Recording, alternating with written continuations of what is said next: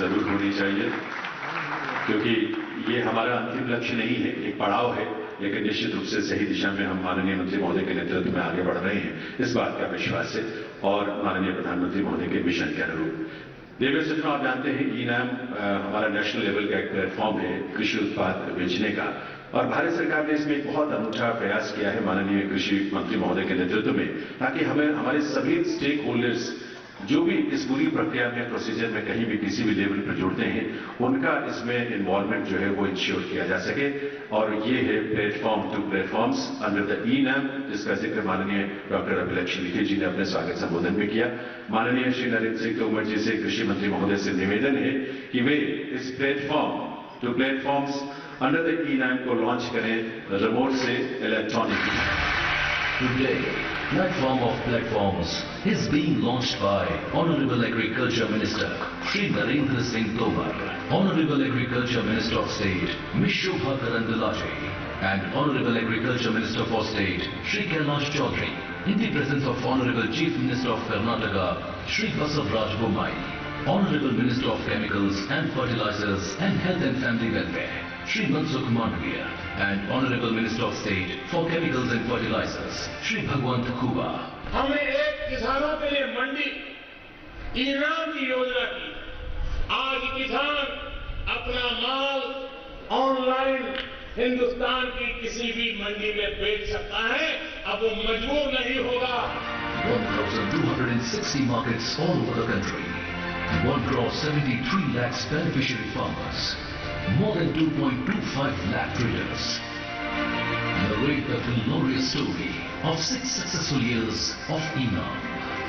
Today, with the launch of Platform of Platforms, e-naam is all set to take a big leap to next level. POP will prove to be a revolutionary step as far as agri-marketing system is concerned. It will serve as one-stop shop for farmers, traders, entrepreneurs, and people related to agriculture. Through digitalization, it will ascertain the availability of service providers for different services. On one hand, farmers will get access to new markets, while on the other hand, they will be able to sell their produce to traders and buyers from other states also. Moreover, getting the quality of crops tested through modern equipment and technology will be a lot easier. Farmers will get to know about the location of warehouses and godowns near them from empaneled service providers. Whereas, with the help of single window system of POP, they will get better logistic options, making crop transportation simple as well as economical.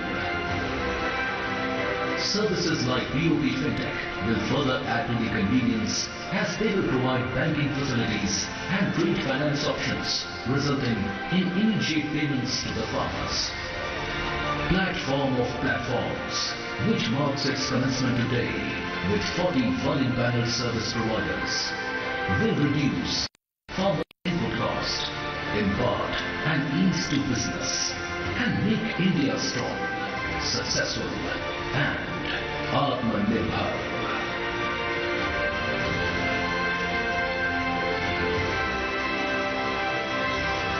तो आपकी तालियों के रूप में आपकी शुभकामनाएं जरूर मिलनी चाहिए इस बहुत ही अनूठे प्रयास के लिए, जिससे नए आयाम जुड़ेंगे। And ladies and gentleman, e-NAM से जुड़ी जो बहुत ही सुंदर पुस्तिका एक बुकलेट जो है वो तैयार की गई है माननीय मंत्री महोदय से।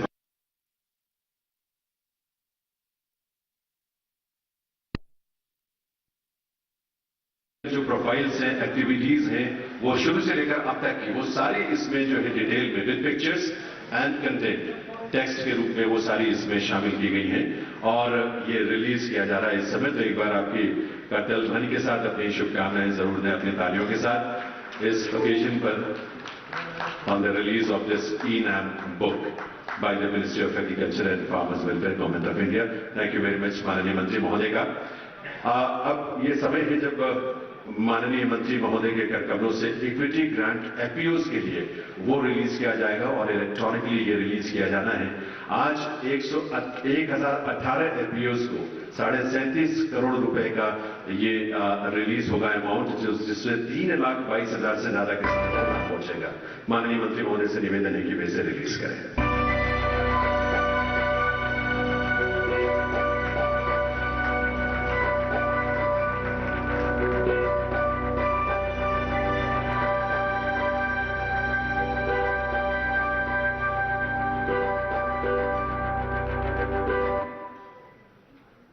बहुत बहुत आभार माननीय मंत्री महोदय का और बाकी सभी गणमान्य अतिथियों का। माननीय प्रधानमंत्री महोदय ने जब जनवरी में जो पहला रिलीज किया था एक्टिविटी ग्रांट और उससे लेकर अब तक देश में 1370 ऐसे एफपीओज को ये इक्विटी ग्रांट रिलीज हो चुका है, जिससे 4.5 लाख से ज्यादा किसानों को लाभ पहुंच रहा है और 51 करोड़ रुपए से ज्यादा की राशि जो है इस माध्यम से रिलीज की गई है। बहुत बहुत आभार, शुभकामनाएं आप सबके लिए। Now I would request honourable minister sir, honourable chief minister sir and other dignitaries to release the important programs of Agriculture Department in Karnataka, that is a brochure based on these important Agriculture Department schemes by the government of Karnataka, and that will be released on this occasion by Honorable Shri Narendra Singh Tomar ji, Mananiya Krishi aur Kisan Kalyan Mantri, and Honorable Chief Minister of Karnataka, Shivasaraj Bommai ji. और इसमें Karnataka has been a pioneering state in the reforms in the field of agriculture and farmers' welfare. And it has been taken as a role model. They have created its own model for the increase of income of the farmers in the state. और बहुत सारी जो schemes हैं Karnataka government की वो इस brochure में शामिल की गई हैं। That is being release by honourable minister. तो एक बार आपकी तालियां, आपकी करतल भरी with the big round of applause please convey your good wishes for all these activities and all these efforts being made by the state government, by the government of India and by different states and agencies. Thank you very much. बहुत बहुत धन्यवाद सभी का। देवी सूचना अब ये समय है हम सबके बीच आज इस कार्यक्रम में विशेष तौर पर जिनकी गरिमामयी उपस्थिति है, माननीय रसायन और उर्वरक मंत्री और साथ ही स्वास्थ्य और परिवार कल्याण मंत्रालय का दायित्व भी जिनके कंधों पर है, डॉक्टर मनसुख मांडविया जी। मैं उनसे निवेदन करूंगा कि वे अपने एड्रेस के लिए इस मौके पर पधारें। आप तालियां एक बार जरूर बजाएं, वेलकम करें उन्हें। किसानों की चिंता देश के हर नेतृत्व को है, आप भी उसमें शामिल हैं और हमारा मार्गदर्शन करने आए हैं।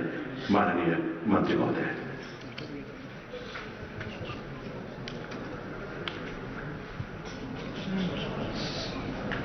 राज्य के कृषि एवं बागवानी मंत्रियों की राष्ट्रीय कार्यशाला में आज हमारे बीच में उपस्थित देश के यशस्वी कृषि मंत्री नरेंद्र तोमर जी, राज्य के मुख्यमंत्री बसवराज बोम्मई जी, हमारे राज्य मंत्री कैलाश जी, शोभा जी, उबे जी, सभी राज्य से उपस्थित राज्य के कृषि मंत्रीगण, सभी ऑफिसर्स, भाइयों बहनों, आज से प्रारंभ हो रही 2 दिन की एक कॉन्फ्रेंस में कृषि क्षेत्र में हम कैसे बदलाव लाए, देश और दुनिया में क्या बेस्ट प्रैक्टिस चल रही है, उसका इम्प्लीमेंटेशन देश में कैसे किया जाए, उसके ऊपर विस्तार से चिंतन मनन होना है। एज ए फर्टिलाइजर मिनिस्टर के रूप में मैं हमेशा मानता हूं कि एक कृषि विभाग का सहयोगी विभाग है।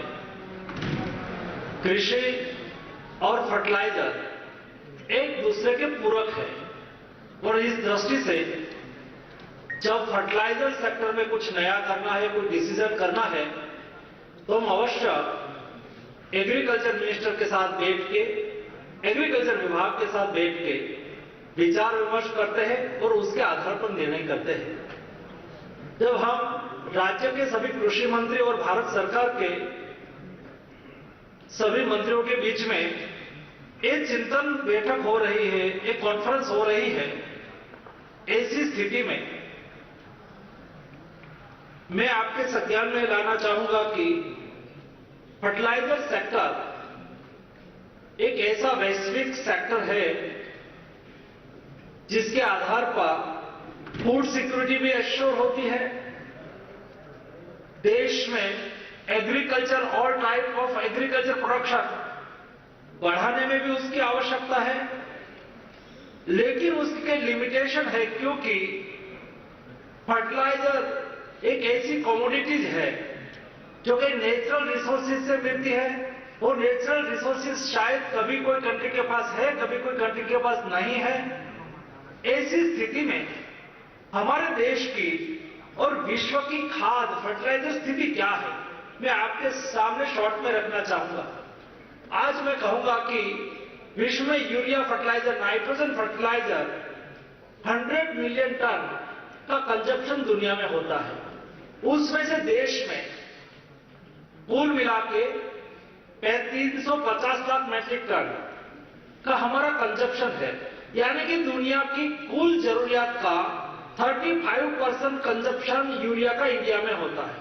240 से 250 लाख मैट्रिक टन का हमारा प्रोडक्शन है और 350 लाख मैट्रिक टन का हमारा निरस्त कंजप्शन है, यानी कि 70 से 100 लाख मैट्रिक टन यूरिया हम दुनिया से इंपोर्ट करते हैं। यानी कि विश्व में सबसे ज्यादा यूरिया इंपोर्ट करने वाला कोई कंट्री है तो ये भारत है।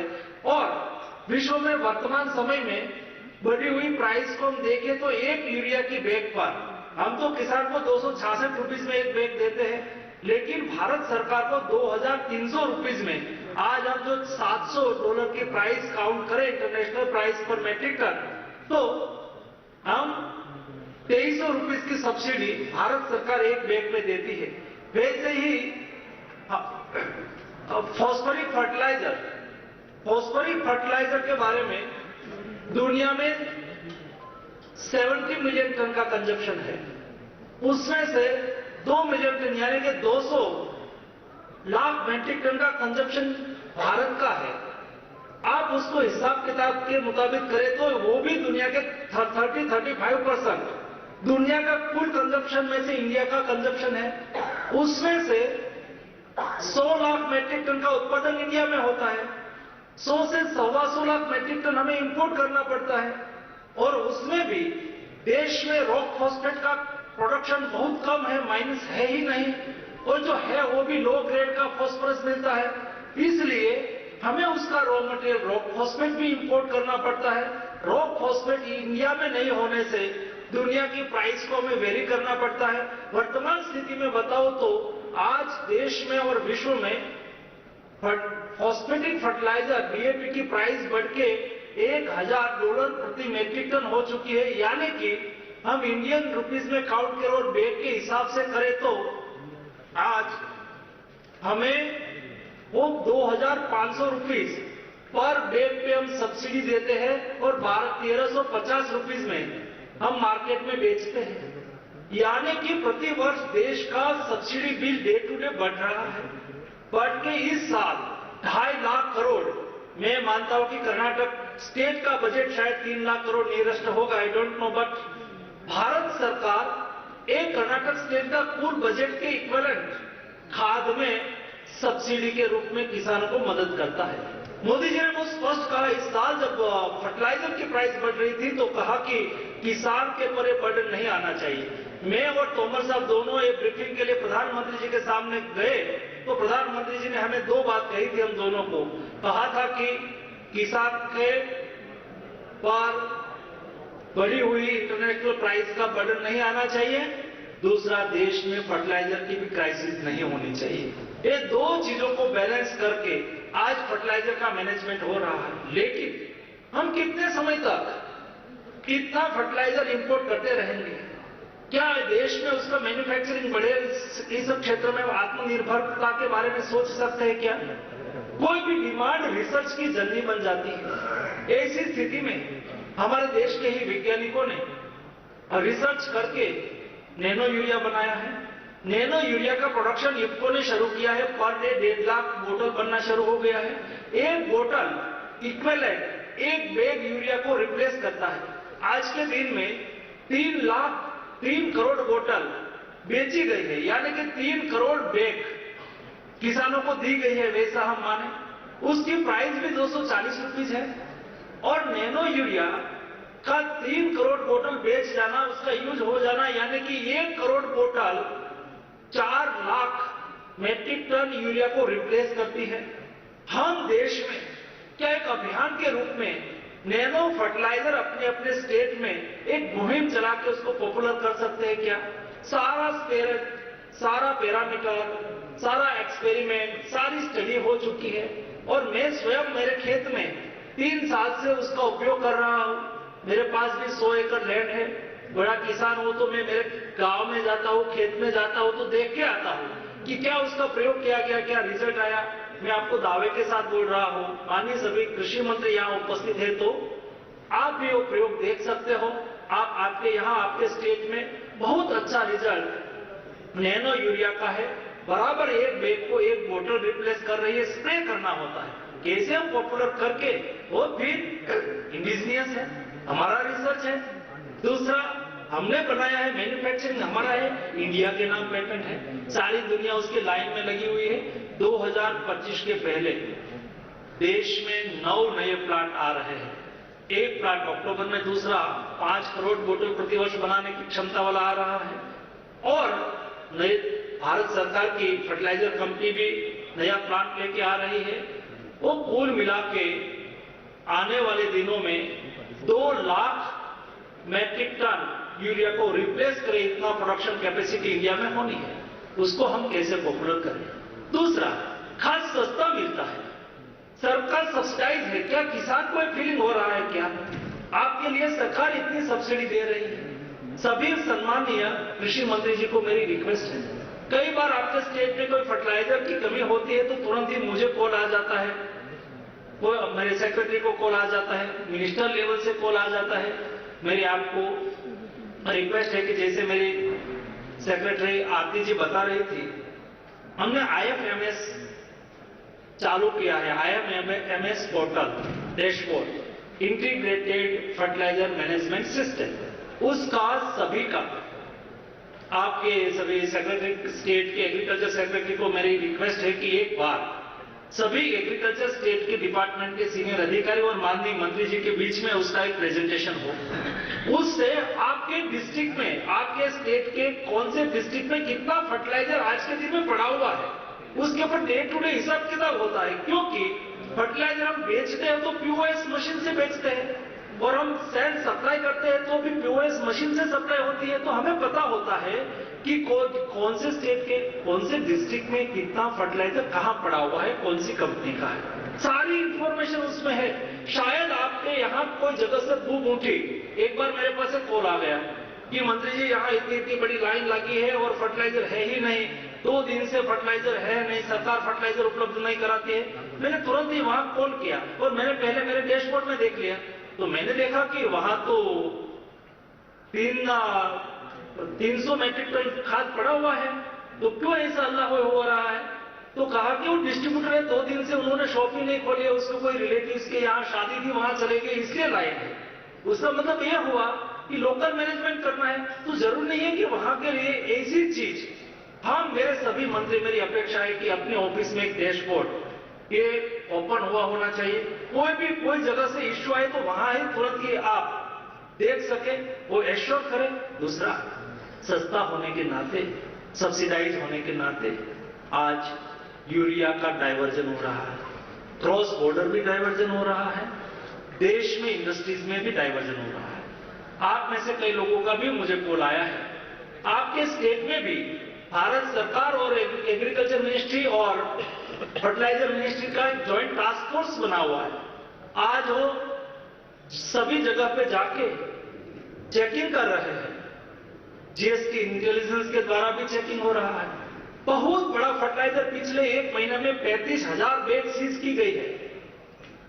इंडस्ट्रीज में डाइवर्जन रोकने की जिम्मेवारी हम सब लोगों की ज्वाइंटली है। हम यहां से भारत सरकार स्क्वाड क्यों भेजे, यहां से क्यों स्क्वाड भेजती हो? अल्टीमेटली तो केंद्र सरकार किसके लिए काम कर रही है? स्टेट के लिए ही। भारत जब फेडरल डेमोक्रेटिक सिस्टम में भारत सरकार और स्टेट गवर्नमेंट अलग नहीं हो सकती है, सभी एफर्ट ज्वाइंटली होना चाहिए और स्टेट गवर्नमेंट की ओर से प्रयास हो ऐसे किसान के हित का सब्सिडाइज्ड खाद फर्टिलाइजर को इंडस्ट्रीज में ना चले जाए, उसके लिए उचित कदम भी हम उठाए उचित कार्यवाही भी करे, समय समय पर चेकिंग भी करे, तो मैं मानता हूं कि अवश्य हमें किसानों को फर्टिलाइजर उपलब्ध कराने में बहुत फायदा होगा। और एक दूसरी ये भी बात आपके ध्यान में रखना चाहता हूं कि अभी एक डिसीजन हम करने जा रहे हैं। सारे देश में 2,40,000 फर्टिलाइजर आउटलेट है। फर्टिलाइजर कंपनी ये भारत सरकार के कॉन्ट्रैक्ट मैन्युफैक्चरर्स है, क्योंकि सारा खर्च भारत सरकार देती है। यूरिया प्लांट, उसमें लगने वाला खर्च, उसके एम्प्लॉइज का खर्च, उसमें चाहिए गैस के बाद उसको वहां लॉजिस्टिक्स के साथ आपके यहां पहुंचाना और एजेंट को कमीशन देने तक का खर्च भारत सरकार बियर करती है। 2,40,000 ऐसे आउटलेट है, वितरण केंद्र है खाद का, तो उसको मॉडल शॉप के रूप में कन्वर्ट कर रहे हैं, जहां खेडूत की हर समस्या का सॉल्यूशन हो, समाधान हो। किसान कोई प्रश्न लेके आए तो उसका भी वहां समाधान हो सके, उसका भी लॉन्च होना है। लॉन्च हो तब आपके सामने उसका प्रेजेंटेशन रखा जाएगा, उसमें भी आपका सहयोग की आवश्यकता रहेगी। वैसे ही सभी खाद, वन नेशन वन फर्टिलाइजर, एक देश एक खाद।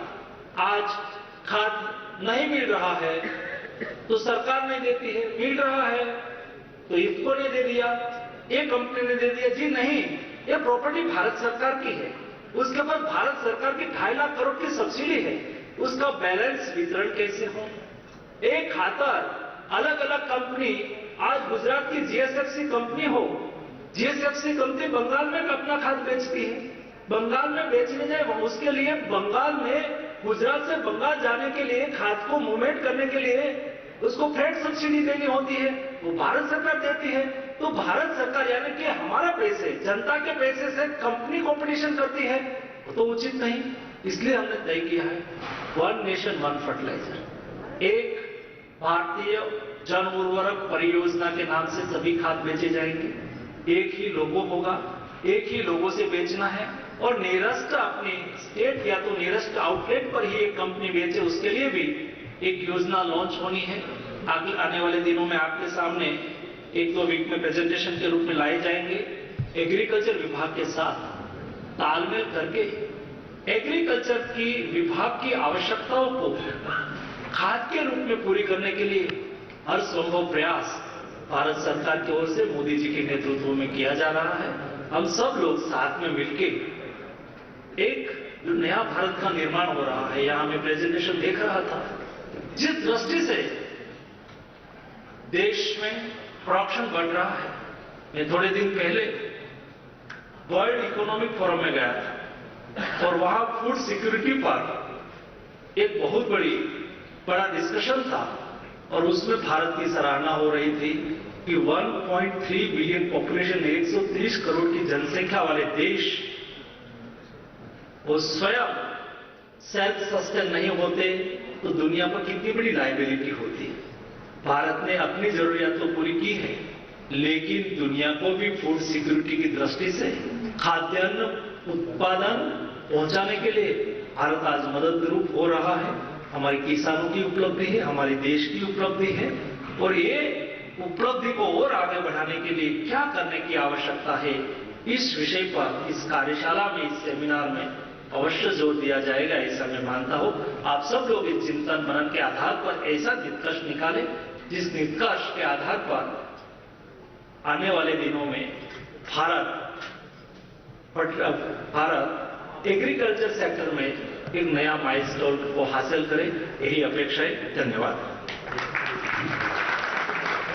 बहुत बहुत आभार आदरणीय मनसुख मांडविया जी, माननीय केंद्रीय उर्वरक और रसायन मंत्री भारत सरकार, उनकी उपस्थिति के लिए भी। और साथ ही उन्होंने विस्तार से जो फर्टिलाइजर्स को लेकर जो पूरे देश में जिस तरह के प्रयास किए जा रहे हैं, और आपको ये भी हम बता दें कि हमारा जो अगला सेशन जिसमें अलग अलग टॉपिक्स पर प्रेजेंटेशंस होंगी, जो 11 मुख्य बिंदु हैं, मेन पॉइंट्स हैं, उसमें ये भी शामिल किया गया है कि जो इनोवेशंस हो रहे हैं न्यू एज फर्टिलाइजर्स में, उस पर भी एक स्पेशल प्रेजेंटेशन है।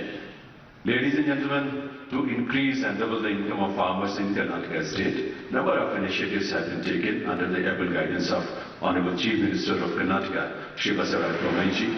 We always talk about this Karnataka model. May I now request Honorable Chief Minister of Karnataka, Shri Basavaraj Bommai ji, for his address. He kindly is requested to share his views on this occasion, on this historical and important national conference of agriculture ministers and horticulture ministers of the different states. Honorable Chief Minister of Karnataka, Shri Basavaraj Bommai.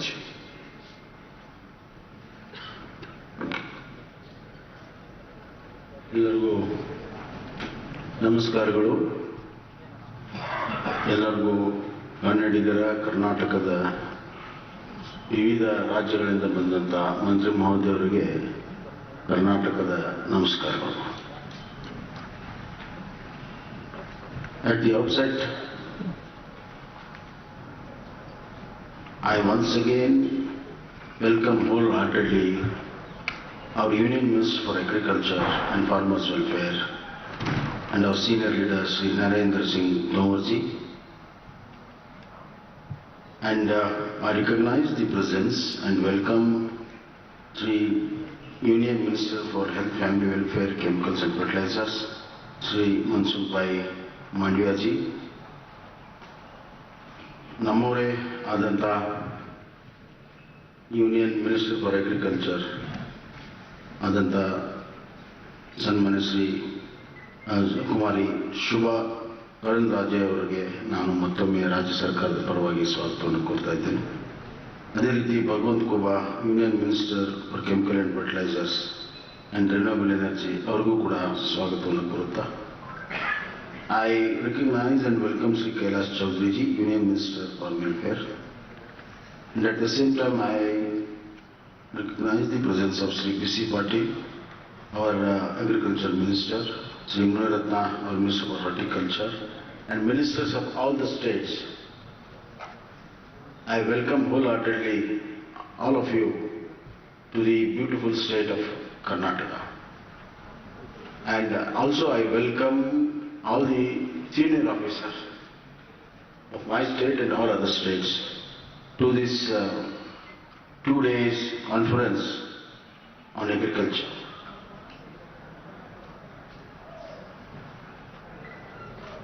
Somebody had asked Rabindranath Tagore, where is God? Show me the God. So Rabindranath Tagore, without wasting a minute, he answered, God is in the efforts of farmers and workers. भगवान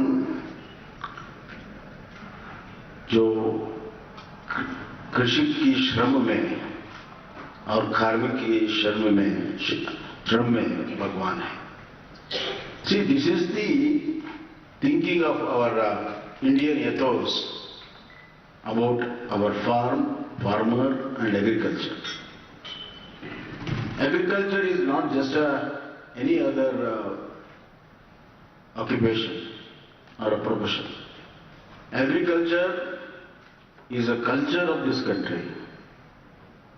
Agriculture decides the entire unity, integrity of our country.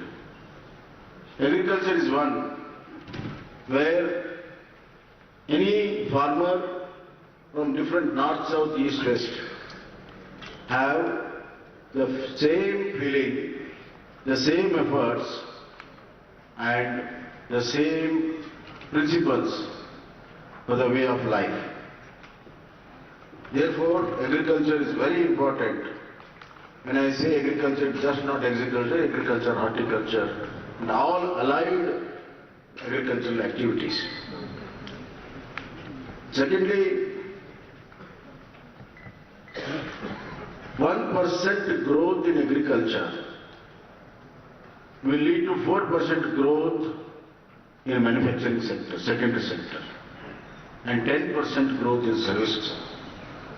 This has been proved because any production in agriculture will lead to storing, processing, logistics, and the end product. Therefore, it has got its own bearing on the manufacturing, and any activity in manufacturing has got a bearing in the service sector.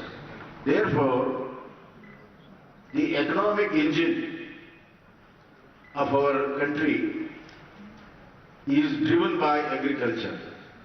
Even though manufacturing, IT, BT, everything is there, but ultimately it's agriculture who drives the economy. And it doesn't drive only the economy.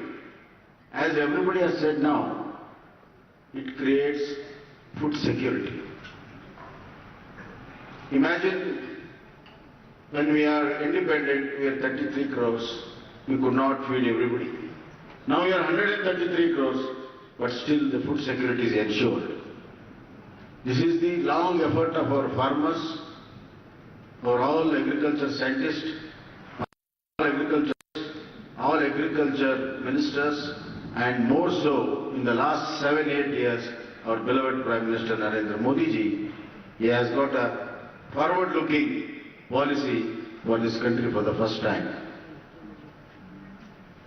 Now, we have to have, time has come now, to go much more wider and deep into the agriculture activity. If you look back, the capital investment in agriculture sector after independence is very, very, very meager. We have given food security, we have स्वावलंबन in food production, और जिस देश स्वावलंबन food production में होता है वो स्वाभिमान राष्ट्र होता है. Now, having given this food security, the capital investment is not up to the mark. Therefore, if you compare to the other fields, even the most difficult fields like oil exploration and other fields, the capital investment is such a huge quantity we have done. But somehow, the capital investment after independence, the first 5-year plan, the second 5-year plan, the third 5-year plan, failed to recognize the importance of agriculture. I'll put it on record. For the first 15 years after independence, we failed to recognize the importance of agriculture. Only when there was a food crisis, we thought of agriculture. Having done that, we would have been in a better position today. However, more investment has to come in the agriculture sector, more investment, more trade has to be given in the agriculture sector. We have to differentiate between a farmer and agriculture. Time has come. Because if you look back, the agriculture has grown, the agriculture production has grown, the agriculture technology has grown, but the plight of the farmer is as is where is condition. Unless until farmer is taken care, his family is taken care, he will not be able to sustain this kind of agriculture anymore. And farmer is the guardian of our agriculture. अगर किसान जमीन से अलग हो गए तो बहुत मुश्किल में पड़ जाए. किसान को जमीन में रखना है तो उसको मजबूत करना है, उसको आर्थिक, सामाजिक, शैक्षणिक सब तरह से किसान को मजबूत करना है. ऐसा हमारा सब स्टेट्स और सेंटर का कोशिश रहेगा. अगर किसान मजबूत है तो खुशी से उन्होंने खेती बाड़ी की तो मैं बोलता हूं यही जमीन पे हमारी जो प्रोडक्शन है वो डबल हो जाएगा. Therefore, we have to have farmer-centric policy. This is my just a subject to be discussed in this August gathering. Karnataka has been forefront in agriculture. With the God's grace and nature grace, we have got 10 agroclimatic zones in this state. Very few states have this. That means there will be some agriculture activity throughout 365 days. And 300 days sunshine ensures the photosynthesis for agriculture. Therefore, our planning in agriculture is a very, very important aspect to enhance our productivity. I must say that during COVID time also, our agriculture production has increased. We have 1.58 lakh tons of food grains production, and during COVID time there is a 10% increase in food grains production. And the second thing what is necessary is integration of our old traditional agriculture and the modern agriculture. A fine balance is necessary to keep the soil very, very strong and strength and healthy. Health of the soil, we need traditional agriculture, wherein nitrogen, carbon is the fixation of carbon and nitrogen is a very, very essential for the health of the soil, and that is done through our traditional agriculture. Then there is organic agriculture. Then now it's natural agriculture, which our Prime Minister has taken it very, very strongly, rightly so. Then there is a modern agriculture. The combination of these in the right manner will yield us the production and productivity. Therefore, we have to concentrate on this. And as our Mansukh Bhai has just now mentioned, about the management of the fertilizers. It is very, very important. Most of the time, the raw material for manufacturing of important fertilizer will be very, very crucial. For example, we were discussing with him, we found that the phosphorus, which is a raw material, which is scarce now, we have to depend on country like Morocco. And with war of Ukraine, it has affected the entire world. Therefore, the management of fertilizer, which he has taken up very earnestly and he has made a management system, has to be used by every state and every officer promptly. Then only that can bring a better management, better logistics in fertilizers. The digitalization of entire agriculture activity is very important. Right from land records to the management systems. Therefore, we have to have digitalization of land records. We have to have complete digitalization of our farmers' farming activity.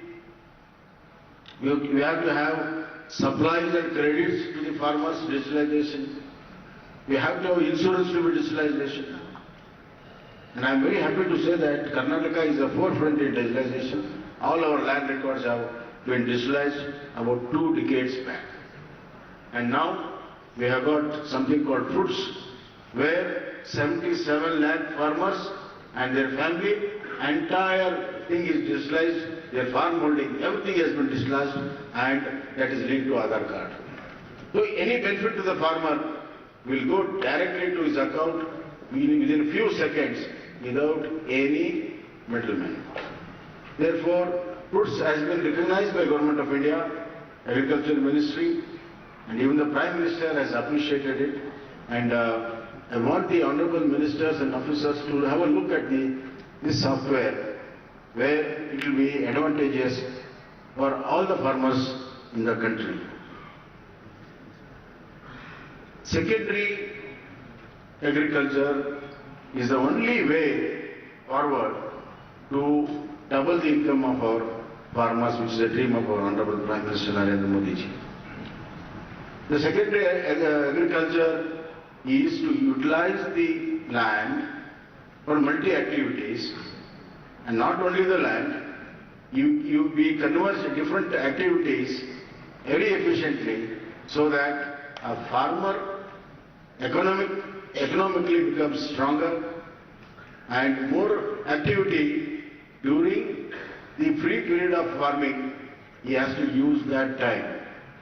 Hence, a comprehensive secondary agriculture is very necessary.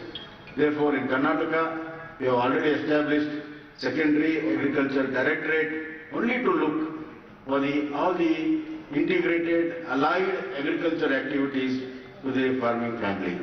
This has been now taken up very earnestly. The third is the watershed programs, which can save the soil ecologically it's very important to have a healthy soil. For 1 inch of soil to become a fertile soil, it takes 500 years on the land. Therefore, the soil, the upper crust of the soil of the land has to be treated very, very carefully, scientifically. Therefore, soil health is very important. A scientific method to utilize the fertilizers and the nutrients to the soil at the right quantity is very important. Our former Chief Minister Yediyurappa had made a program called Bhu Chetana, where the deficiency in the soil will be recognized and that quantity of deficiency will be fed that year. And it has been a very big success. Even foreign universities have recognized it. Therefore, my government has decided to reintroduce the Bhu Chetana Karikrama in Karnataka.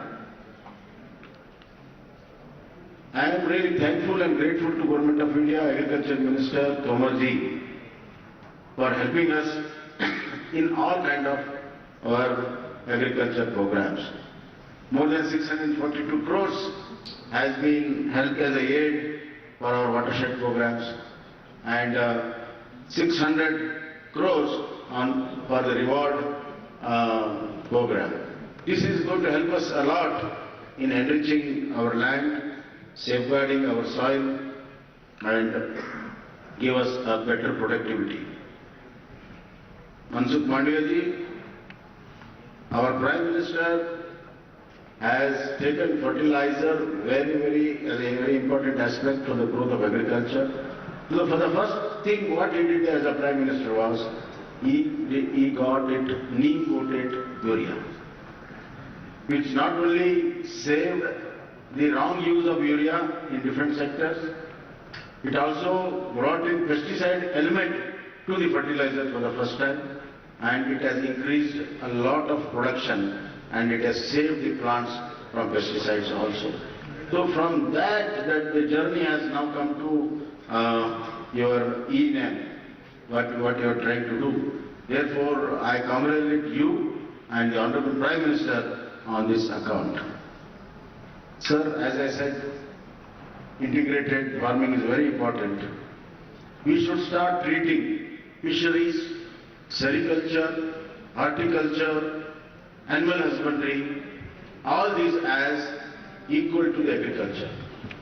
Then only the entire economy of agroeconomy will certainly improve, and the agroeconomy will improve the economy of the farmer also.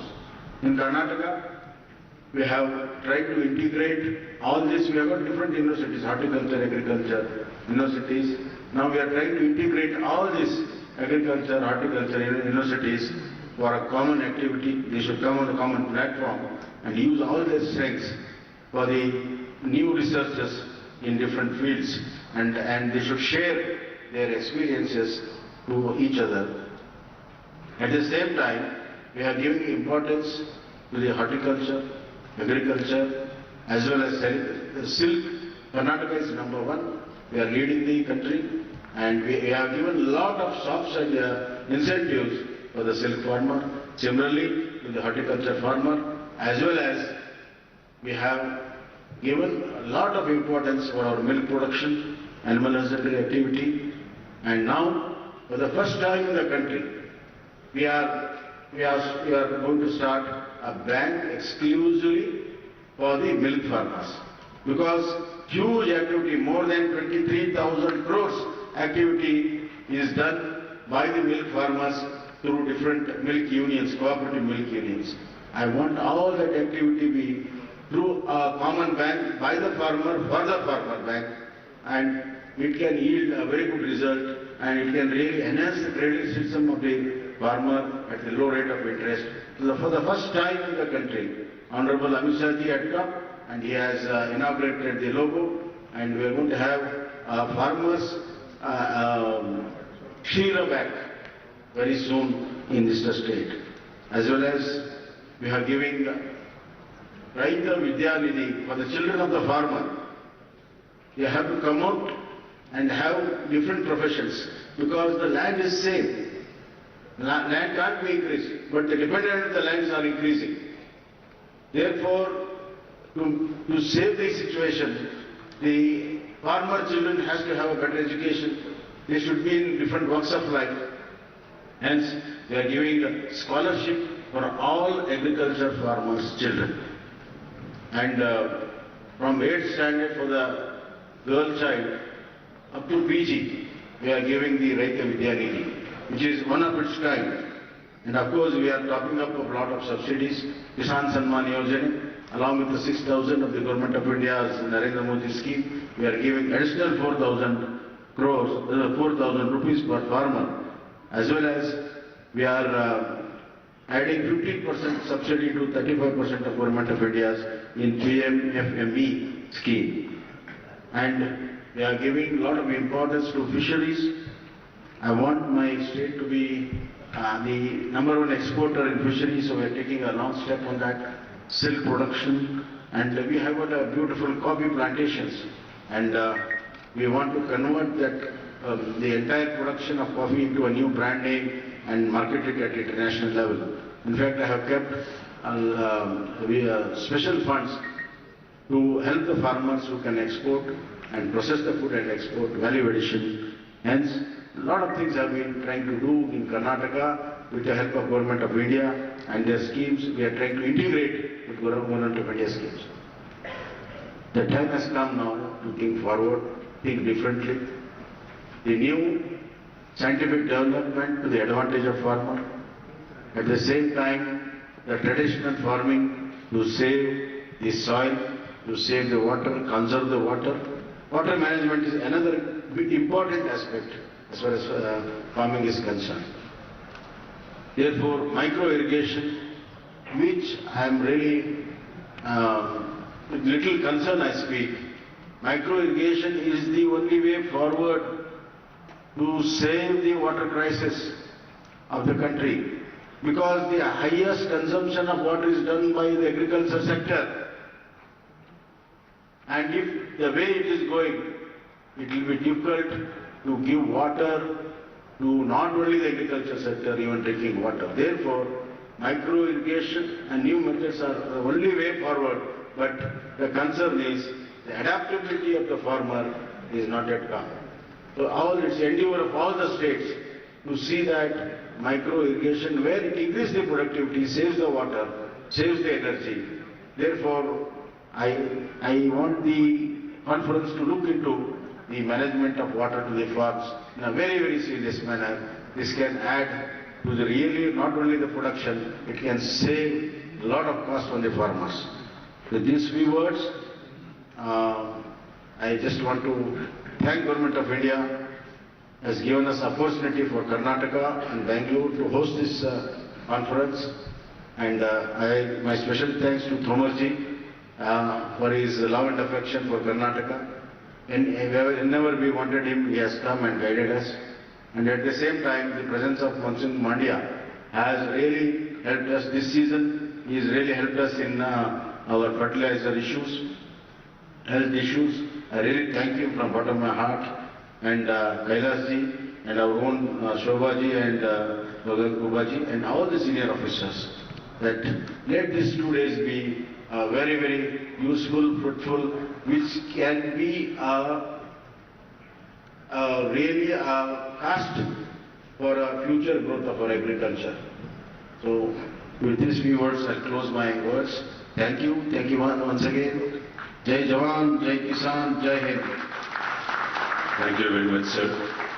We are grateful to Honorable Chief Minister of Karnataka, Shri Basavaraj Bommai, for his inspiring address as well as for his support in organizing this 2 days national conference. Thank you very much, sir. देवी सज्जनों, हम सब जानते हैं, आप सब इस बात को गहरे से समझते हैं कि जो एग्रीकल्चर है या एलाइड एक्टिविटीज है, वो देश की लगभग 60% जनसंख्या का इनकम का प्राइमरी सोर्स है, और उसको बढ़ाना, उसको ज्यादा करना, अधिक से अधिक कर पाना, ताकि उनका जीवन समृद्ध हो, बेहतर हो और देश की अर्थव्यवस्था भी मजबूत हो, ये विजन माननीय प्रधानमंत्री महोदय का और ये संकल्प माननीय केंद्रीय कृषि और किसान कल्याण मंत्री भारत सरकार श्री नरेंद्र सिंह तोमर जी का है, जो नई सोच, नवाचार, नई टेक्नोलॉजी, डिजिटल खेती और केंद्र और तथा राज्य सरकारों के बीच और निजी क्षेत्रों को भी समाहित करके एक बेहतर समन्वय के साथ उस लक्ष्य को हासिल करने के लिए आगे बढ़ रहे हैं हम उनके नेतृत्व में। मैं निवेदन करूंगा माननीय श्री नरेंद्र सिंह तोमर जी से कि वे इस अवसर पर इस इनॉग्रल सेशन में अपना विचार रखने के लिए, हमारा मार्गदर्शन करने के लिए पधारें। श्री नरेंद्र सिंह तोमर जी, आप सबकी करतल ध्वनि के साथ एक सूचना।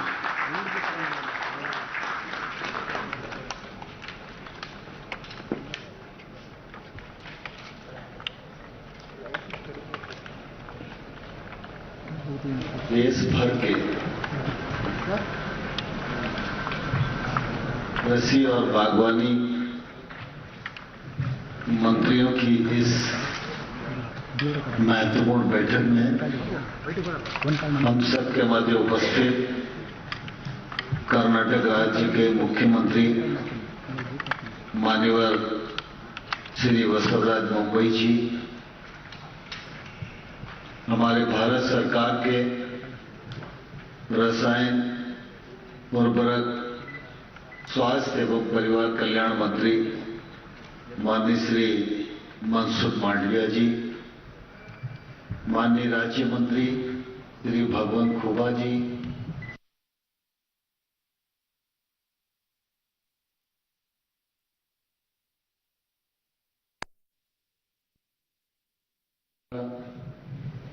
Additional secretary agriculture doctor Abhilaksh Likhi ji, Ashwini ji, इस अवसर पर उपस्थित माननीय सभी कृषि और बागवानी मंत्रीगण, मुख्य सचिवगण, देश भर से कृषि और बागवानी के क्षेत्र में काम करने वाले सभी अधिकारीगण और उपस्थित मित्रों,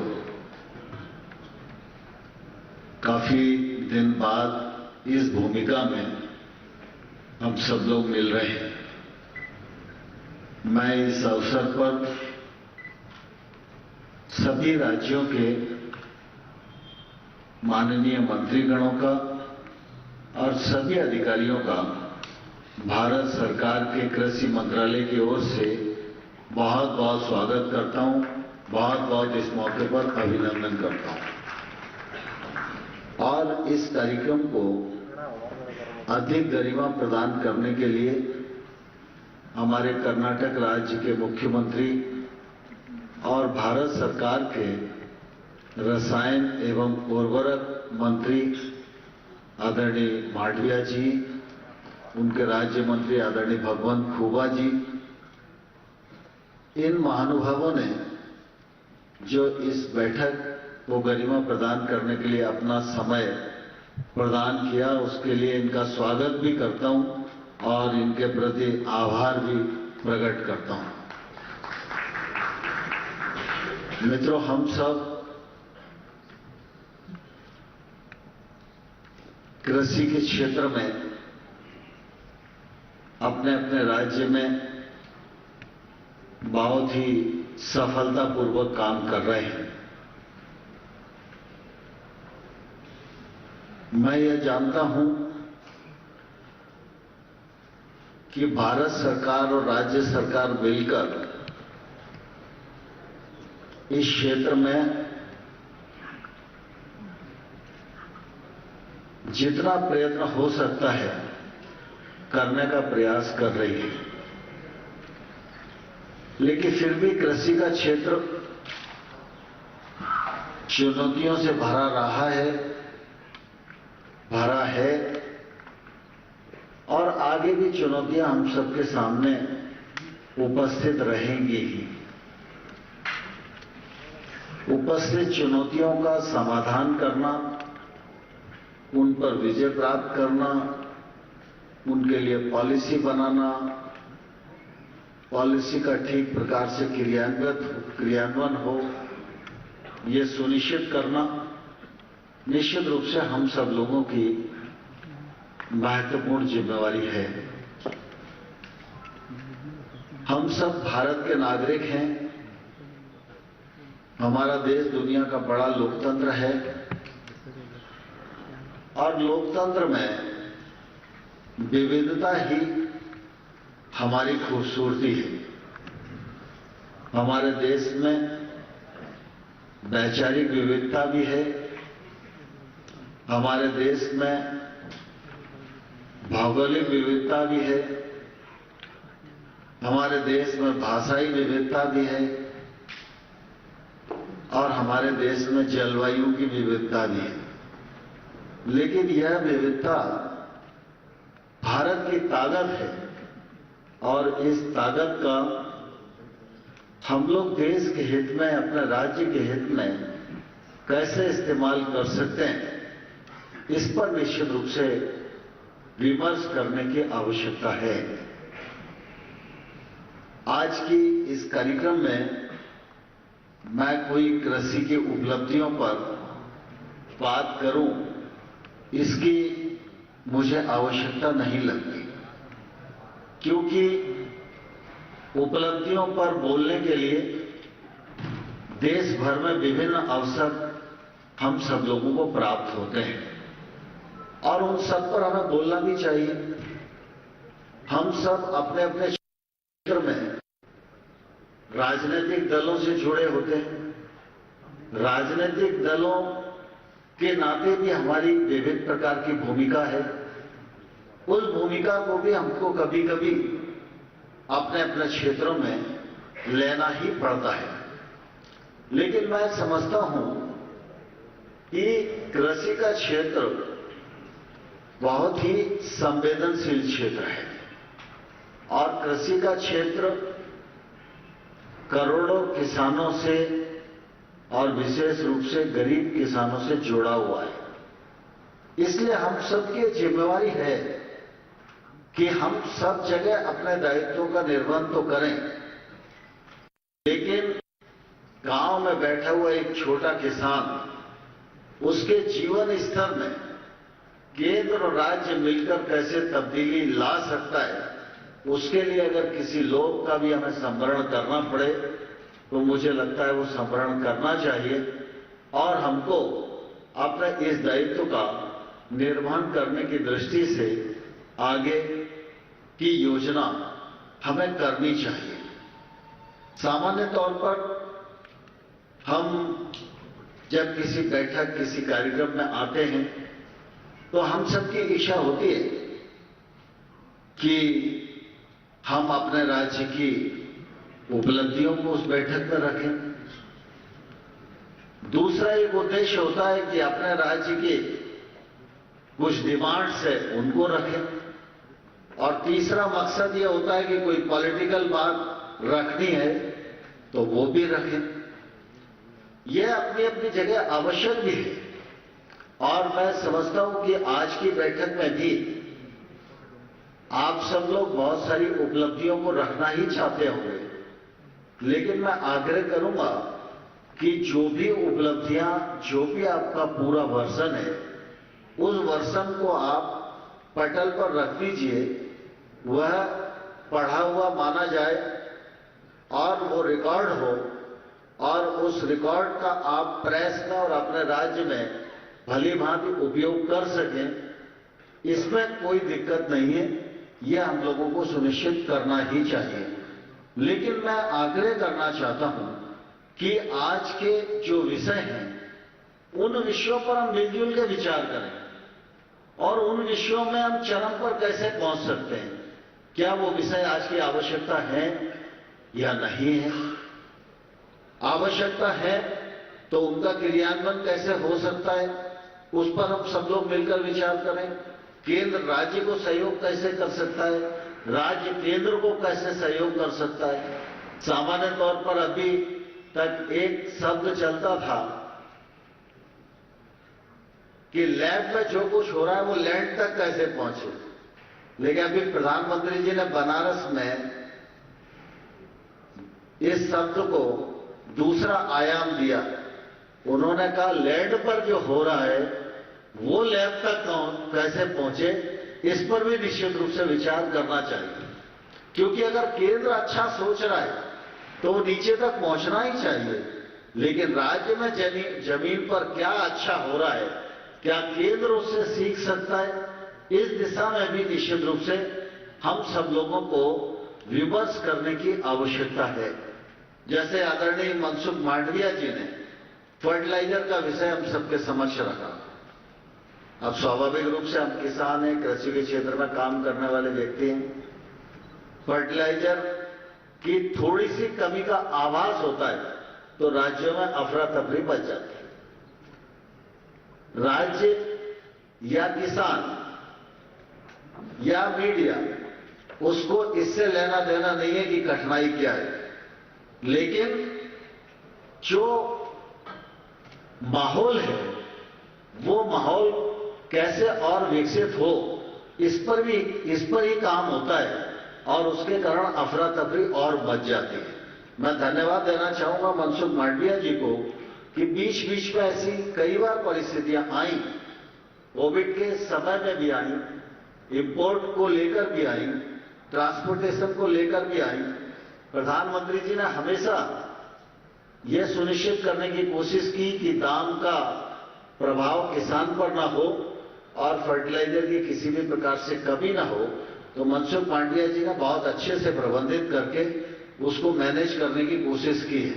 लेकिन हम सब इस बात का ध्यान देना ही होगा कि अगर इंपोर्ट पर हमारी निर्भरता है और इंपोर्ट पर निर्भरता इस हिसाब से है कि हिंदुस्तान की तो ये मजबूरी है तो ये सब्सिडी बढ़ाएं और हम दाम बढ़ाएं।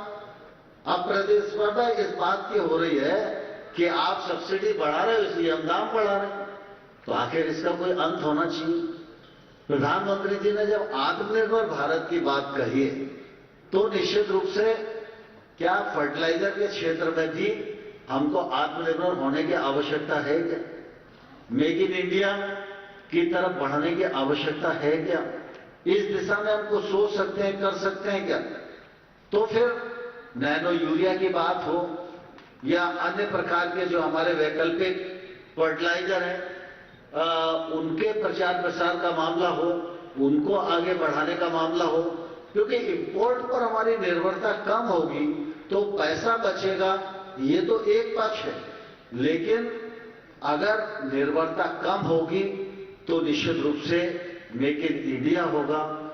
मेक इन इंडिया होगा तो हमारी निर्भरता कम होगी, हमारा पैसा भी बचेगा, हम जितना आवश्यकता है उतना उत्पादन करने की स्थिति में होंगे और जो उत्पादन करेंगे उसके लिए कारखाने खुलेंगे तो हमारे देश के बच्चों को रोजगार मिलेगा। एक चीज के अनेक आयाम होते हैं। तो इस दृष्टि से मैं धन्यवाद देना चाहूंगा इफ्को वालों को कि उन्होंने माननीय प्रधानमंत्री जी के मार्गदर्शन में, उनकी अगुवाई में, उनकी प्रेरणा के परिणाम स्वरूप और मनसुख मांडविया जी ने उसमें पहल की और नैनो यूरिया जो आज दुनिया में नहीं है वो भारत ने बनाकर तैयार कर दिया। अब आवश्यकता इस बात की है कि भारी सब्सिडी के बाद वो यूरिया हमको 266 में मिल रहा है और बिना सब्सिडी के ये यूरिया हमको 240 में मिल रहा है। तो कौन से यूरिया को हमें यूज करना चाहिए, कौन से यूरिया को हमें बढ़ाना चाहिए, देश का फायदा किसमें है, किसान का फायदा किसमें है, तो इसमें राज्यों को क्या भूमिका लेनी चाहिए। तो हम सब लोगों को सामूहिक रूप से विचार करके इस दिशा में भूमिका लेने की मैं समझता हूं जरूरत है। तो इसलिए आज हम सब लोग जब बैठे हैं तो कुछ निश्चित विषयों को लेकर हम लोग बैठे हैं। तो आज मैं बहुत और उपलब्धियों के विषय में नहीं जाता हूं, सामान्य तौर पर वो विषय आप सबके समक्ष होंगे, लेकिन फिर भी मैं एक बार पढ़ता हूं तो हमारे मिनिस्टर्स उसको लिख लेंगे तो अपनी जो बातचीत है उसके इर्द गिर्द रहेगी तो उसका फायदा होगा। एक तो डिजिटल एग्रीकल्चर का डिजिटाइजेशन काफी तेजी से केंद्र में भी काम चल रहा है और बहुत सारे राज्यों ने भी अपनी बहुत अच्छी भूमिका ली है, जिसमें कर्नाटक राज्य भी है। और अभी मैं परसों आंध्रा से बात कर रहा था, जब फसल बीमा में आंध्रा जुड़ा, उन्होंने टेक्नोलॉजी का उपयोग करके यूनिवर्सल कवरेज कर दिया। मध्य प्रदेश भी है उस दिशा में। तो डिजिटल एग्रीकल्चर, फिर पीएमएस के माध्यम से कई बार हमारे राज्यों को पैसा मिलने में दिक्कत महसूस होती है, तो कहीं ना कहीं जानकारियों का अभाव भी है, बार बार क्वेरीज जाती है, देर लगती है। तो उस मामले में भी एक प्रेजेंटेशन होगा जिससे राज्य के अधिकारी, मिनिस्टर सभी अपडेट रहें कि भाई ये पैसा प्राप्त करना है तो इसके लिए क्या क्या हमें करना चाहिए, तो एडवांस में हम करते रहेंगे तो तकलीफ नहीं होगी। प्रधानमंत्री फसल बीमा योजना, इसके कवरेज को हम कैसे और बढ़ा सकते हैं। एफपीओ 10,000 बनाने की योजना है, इस पर 6,865 करोड़ रुपया केंद्र सरकार खर्च कर रही है। आज भी आपने देखा एफपीओ को जो उनकी पूंजी की राशि है पर मेंबर, उसको आज भी अपन लोगों ने उनके अकाउंट में ट्रांसफर करने का काम किया है। इसी प्रकार से ई-नाम प्रोजेक्ट, ये लगभग देश भर की जो कृषि उपज मंडियां हैं उनमें 1,000 मंडी ई-नाम प्रोजेक्ट से जुड़ गई है। लगभग 1.5 लाख करोड़ के आसपास इसमें व्यापार हो रहा है। बड़ी मात्रा में किसान और व्यापारी इस प्लेटफॉर्म से जुड़ गए हैं। इस प्लेटफॉर्म को और सुगम किया गया है और आसान किया गया है, जिससे ट्रांसपेरेंसी बढ़े और देश भर की और मंडियों को भी इसमें कैसे जोड़ा जाए। हॉर्टिकल्चर को बढ़ावा देना, फर्टिलाइजर की बात मैंने आपको कर दी है, उसमें भी एक प्रेजेंटेशन होगा। पीएम किसान को सैचुरेशन पॉइंट तक ले जाना, मतलब मेरे राज्य में कोई भी ऐसा आदमी बचना नहीं चाहिए जो पात्र है और उसको पीएम किसान के 6,000 रुपया नहीं मिल रहा है। इधर इस बार इंटरनेशनल मिलेट वर्ष, भारत ने 2018 में संयुक्त राष्ट्र सभा में माननीय प्रधानमंत्री नरेंद्र मोदी जी ने कहा था कि यूएन को मिलेट वर्ष एक मनाना चाहिए, पूरे वर्ष भर मोटे अनाज का प्रचार प्रसार हो। और ये मोटा अनाज बाजरा है, ज्वार है, रागी है, अन्य चीजें भी आज भी ये सामने हमारे जो प्रदर्शन किया गया ये भी मिलेट से ही संबंधित है कुल मिला के। तो इसको भोजन की थाली में सम्मान कैसे मिले।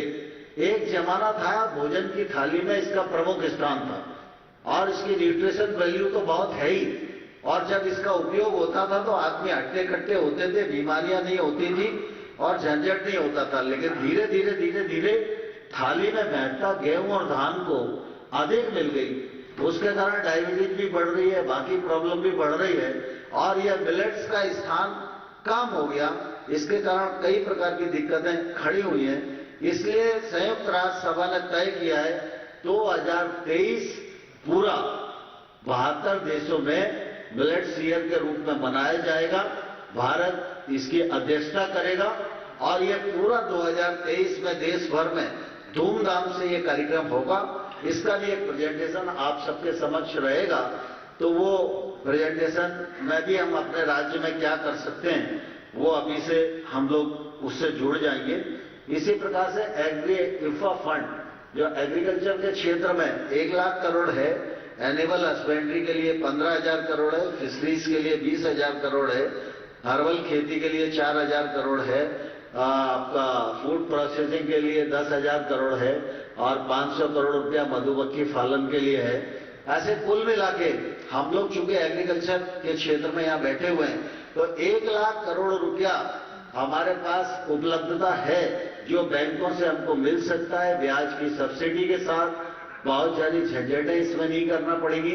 हम लोग लगातार मॉनिटरिंग करते हैं। अभी तक 13,000 करोड़ रुपए के प्रोजेक्ट आए, उसमें 9,000 करोड़ रुपए के प्रोजेक्ट सैंक्शन हो गए। मध्य प्रदेश जैसे अनेक राज्यों में काफी बढ़ चढ़ के उसमें काम किया है। मैं चाहता हूं कि उसको आपके राज्य में भी हम लोगों ने पैसा आवंटित किया है कि कम से कम इतना तो मिल ही सकता है, लेकिन अगर राज्य थोड़ा और तेजी के साथ आगे बढ़े तो ज्यादा पैसा भी उन राज्यों को मिल सकता है। तो इसमें भी और कैसे तेजी लाई जाए।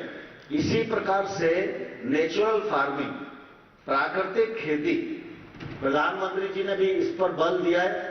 इसका मिशन भी बनाया जा रहा है और इस प्राकृतिक खेती से निश्चित रूप से माटी की स्वच्छता भी बढ़ेगी, उत्पादन भी स्वच्छ होगा और निश्चित रूप से देश भी स्वच्छता की ओर बढ़ेगा।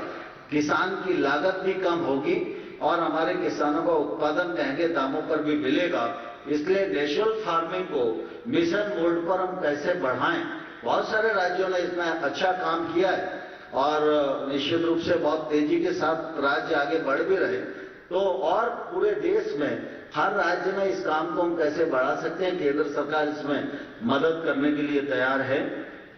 ठीक इसी प्रकार से आईसीआर आमतौर पर यह जो हमारा संगठन है भारतीय कृषि अनुसंधान परिषद, जिसके डीजी डॉक्टर महापात्रा जी हैं और इस विभाग के वो सेक्रेटरी भी हैं, देश भर में ये कम से कम 800 साढ़े 800 संस्थानों के रूप में फैला हुआ है। हर जिले में एक कृषि विज्ञान केंद्र है, 700 से अधिक कृषि विज्ञान केंद्रों में काम करते हैं, 74 से अधिक एग्रीकल्चर यूनिवर्सिटियां हैं, 3 सेंट्रल यूनिवर्सिटियां हैं, 100 से अधिक आईसीआर के संस्थान हैं जो रिसर्च कर रहे हैं। और अगर हम देखेंगे तो स्वाभाविक रूप से आज खेती के क्षेत्र में एक तरफ सरकारों की जो किसान हितैषी नीतियां हैं उनका योगदान है, किसानों के परिश्रम का योगदान है, लेकिन उत्पादकता बढ़ाने में, टेक्नोलॉजी के इंटरवेंशन में जो हमारे वैज्ञानिकों का योगदान है वो भी निश्चित रूप से अभूतपूर्व है। दूर दराज मिजोरम और नागालैंड में बैठकर जो हमारा साइंटिस्ट रिसर्च कर रहा है वह देश भर के काम आ सकती है, लेकिन इतने दूर दराज क्षेत्र में वो साइंटिस्ट काम कर रहा है, इनोवेशन कर रहा है, रिसर्च कर रहा है, नई किस्म का इजाद कर रहा है, लेकिन उसके पास इतना पैसा नहीं है कि वो देश भर में प्रचार कर सके। हमको मालूम नहीं है तो हम उसके पास तक नहीं पहुंच पा रहे। इसलिए मैंने महापात्रा जी को कहा था कि आईसीआर का भी एक प्रेजेंटेशन हमें करना चाहिए, जिससे जो राज्य अगर वहां तक पहुंचना चाहते हैं, उनकी उत्सुकता है, उनकी आवश्यकता है, तो वो राज्य कम से कम उस टेक्नोलॉजी तक पहुंच सकें।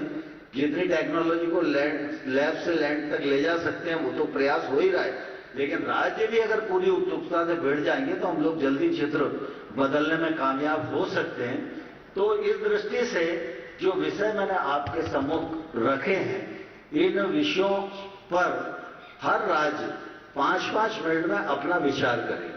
मैं ऑफिशियल से भी आग्रह करना चाहूंगा कि सामान्य तौर पर आपने मिनिस्टर साहब की पहले ब्रीफिंग की होगी, लेकिन सब्जेक्ट टू सब्जेक्ट अगर बात आ जाएगी तो एक तो कम समय में सारे मिनिस्टर्स अपनी बात रख लेंगे और उनका जो छोटा योगदान होगा वो निश्चित रूप से पॉलिसी बनाने की दृष्टि से, सुधार की दृष्टि से बहुत ही अभूतपूर्व होगा।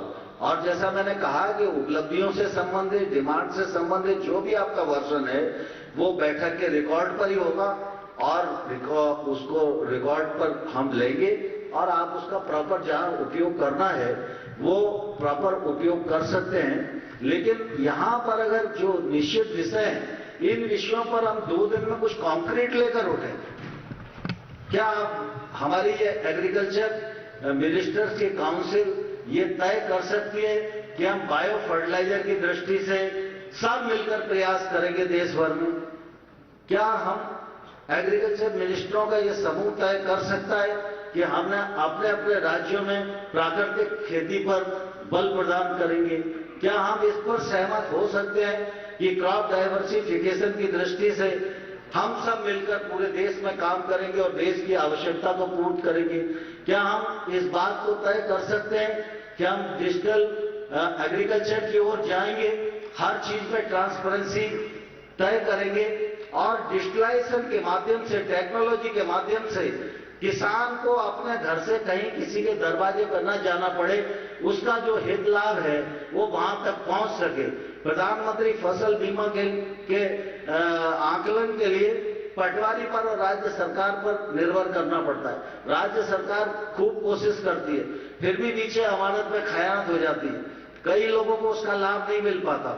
जिस प्रकार से हमारा कर्नाटक ने किया, महाराष्ट्र ने किया और अन्य क्षेत्र इस दिशा में आगे बढ़ रहे हैं, क्या टेक्नोलॉजी का उपयोग करके हम ऐसा कर सकते हैं कि कहीं बाढ़ आ गई तो फला खेत में इतना नुकसान हो गया और हम उस टेक्नोलॉजी के माध्यम से तय कर दें कि इसका इतना एकड़ खेत था और इसमें यह फसल बोई हुई थी और इस फसल का इतना मुआवजा बनता है, और वो मुआवजा 1 महीने के भीतर उस किसान के अकाउंट में पहुंच जाए, ना आंदोलन की जरूरत पड़े, ना ज्ञापन की जरूरत पड़े, ना हाया तोबा की जरूरत पड़े। तो ये डिजिटलाइजेशन की तरफ हम बढ़ सकते हैं क्या? क्या ऐसे मोटे मोटे संकल्प हम इस बैठक में से निकाल सकते हैं तो निश्चित रूप से हमारी बैठक की सार्थकता होगी। ऐसा मैं इस अवसर पर आप सब लोगों को प्रार्थना करना चाहता हूं कि हम सब सार्थकता इस बैठक की कैसे सुनिश्चित कर सकते हैं, इस पर अगर हम विचार करेंगे तो इसका लाभ पूरे देश को होगा, अपने राज्य को भी होगा। और मंत्री के नाते तो केंद्र सरकार हो या राज्य सरकार हो, ये तो दोनों के एक दूसरे के पूरक है। हम लोग तो कृषि के प्रति प्रतिबद्ध हैं, इसलिए अच्छा हो। लेकिन हम सबका ये भी सौभाग्य है कि प्रकृति ने और ईश्वर ने और हमारे प्रधानमंत्री और मुख्यमंत्री ने हमको कृषि जैसे क्षेत्र में काम करने का अवसर प्रदान किया है। यह क्षेत्र व्यापक है, अधिकतम आबादी से जुड़ा हुआ है। देश की 60% आबादी इस पर आजीविका के लिए निर्भर करती है। क्या हम अपने कार्यकाल में कुछ नया इतिहास बनाकर छोड़ सकते हैं? इस दिशा में निश्चित रूप से हम सब लोगों को प्रवृत्त होना चाहिए। इसके पश्चात हम सब लोग थोड़ी देर के लिए विराम लेंगे, एक फोटो सेशन भी होगा और उसके बाद हम दोबारा बैठेंगे, फिर प्रेजेंटेशन होंगे। हम पूरा एकाग्र चित्त से पूरा प्रेजेंटेशन को हम देखें, लिखना है लिखें, क्योंकि उस पर हमको अपना विचार व्यक्त करना है। जरूरी नहीं है सब विषयों पर हम विचार व्यक्त करें, जिन विषयों पर हमें लगता है कि विचार व्यक्त करना है उन पर करें, और बाकी विषयों से हम सहमत हैं तो सहमत हों। और इसके पश्चात फिर मंत्रियों का सेशन होगा, जिसमें माननीय मंत्रीगण अपना विचार व्यक्त करेंगे। जिन राज्यों से मंत्री नहीं आए तो उसके पश्चात उस राज्य के चीफ सेक्रेटरी यहाँ मौजूद हैं तो वो अपना विचार व्यक्त करेंगे। और फिर कल टेक्निकल सेशन होगा और टेक्निकल सेशन में सारे ऑफिशियल्स भाग लेंगे, हम लोग मंत्रीगण भी रुकेंगे। और जब समारोह होगा तो मेरी आप सब से हाथ जोड़कर प्रार्थना है कि बाकी तमाम सारी चीजों से ऊपर उठकर इस बैठक की सार्थकता को सिद्ध करने में हम अपना अपना योगदान दें। बहुत बहुत धन्यवाद। बहुत बहुत आभार माननीय केंद्रीय कृषि और किसान कल्याण मंत्री भारत सरकार श्री नरेंद्र सिंह तोमर जी का। पूरे कार्यक्रम की रूपरेखा भी आपने हम सबके समक्ष रखी है, अगले सत्रों के बारे में भी आपने जिक्र किया है। देवियों सज्जनों, ये समय है जब मैं जो हमारे इनॉग्रल सेशन है इस 2 दिन के कॉन्फ्रेंस का, उसको फिलहाल कंक्लूड करते हुए डिग्निटरी से मैं रिक्वेस्ट करूंगा, and I will request all the ministers also representing different states to proceed for the group photograph. सभी उनके जो भी स्टेट्स के माननीय मंत्रीगण के लाइजन ऑफिसर्स हैं, वे अपने माननीय मिनिस्टर्स को लेकर ग्रुप फोटोग्राफ के लिए आएंगे। माननीय श्री नरेंद्र सिंह तोमर